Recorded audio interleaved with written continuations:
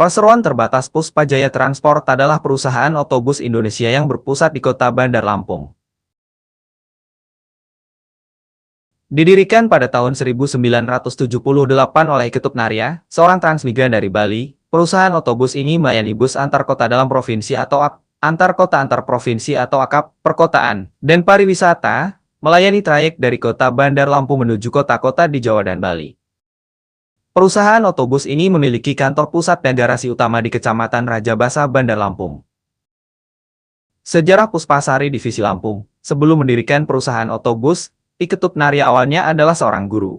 Namun setelah terjadi letusan Gunung Agung di Bali pada 1963, ia memilih ikut program transmigrasi ke Lampung, tepatnya ke daerah Kanan Lampung, sebagai bagian dari upaya relokasi penduduk dari Bali. Setibanya di Lampung, I Ketut Narya bersama rombongan transmigran membuka lahan, mendirikan perkampungan, serta berdagang hasil bumi di kawasan tersebut.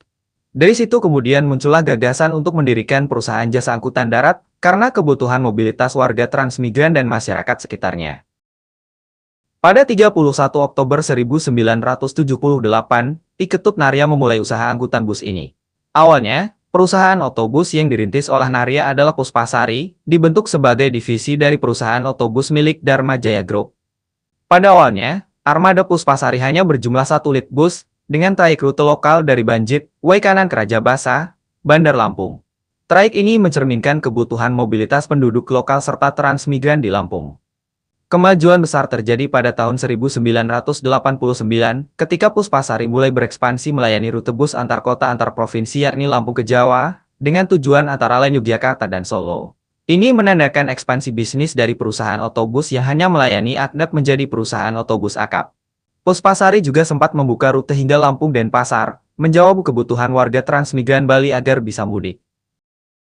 Selanjutnya, pada tahun 1992 terjadi perubahan signifikan dalam struktur kepemimpinan dan identitas perusahaan. Kepemimpinan diserahkan kepada putra pertama I Ketut Narya, yaitu I Ketut Pasek. Di bawah kepemimpinan I Ketut Pasek, kerja sama operasi dengan Dharma Jaya Group berakhir dan nama perusahaan secara resmi diubah menjadi Puspajaya, menandai transisi dari sebuah divisi perusahaan otobus lain menjadi entitas mandiri yang lebih modern dan luas cakupannya. Setelah berganti nama, Puspajaya terus berkembang. Sejak era kepemimpinan generasi kedua, Puspajaya mulai memperkenalkan layanan bus non-ekonomi atau EDGE, memperluas rute ke berbagai kota di Lampung hingga ke Jawa Tengah dan Jawa Timur, serta kemudian merambah ke layanan bus pariwisata dan bahkan taksi pada dekade 2000-an. Terakhir, Puspajaya membuka bus kelas eksekutif dengan trayek Bandar Lampung Wonogiri. Dengan demikian, Puspajaya tidak hanya menjadi armada angkutan lintas provinsi, tetapi juga melayani kebutuhan wisata dan transportasi massal yang lebih luas. Sejak awal didirikan sebagai divisi Puspasari, Puspajaya telah menjadikan bus bertrayek antar kota dalam provinsi dan antar kota antar provinsi sebagai lini bisnis utamanya, dengan Bandar Lampung sebagai titik awal pemberangkatannya. Saat ini, trayek utama antar kota antar provinsi AKAP yang dipegang oleh Puspajaya secara keseluruhan adalah Bandar Lampung Kota dan Pasar lewat Kota Yogyakarta maupun Kota Semarang. Namun, saat ini trayek yang aktif adalah Bandar Lampung menuju Kota Semarang, Kota Yogyakarta, Kota Surakarta, Kota Blitar, dan Malang. Puspajaya juga melayani bus pariwisata untuk kebutuhan perjalanan keluarga, bisnis, kedinasan, karya wisata, perjalanan religi, dan kebutuhan perjalanan kelompok lainnya.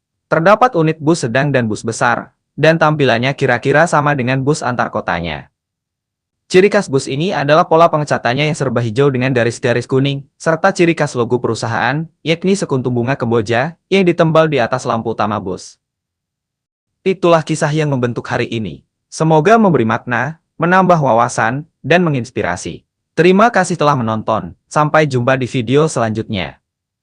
Jangan lupa follow, like, komen, dan bagikan.